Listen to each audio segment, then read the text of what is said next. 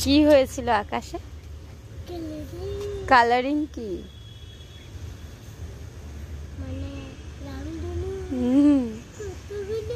হ্যাঁ,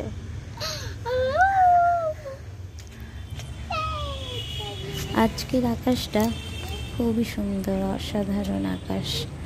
তো পৃথিবীটা আজকে যেন অন্যরকম লাগছে। তো আজকে আকাশে রামধনু উঠেছিল হালকা।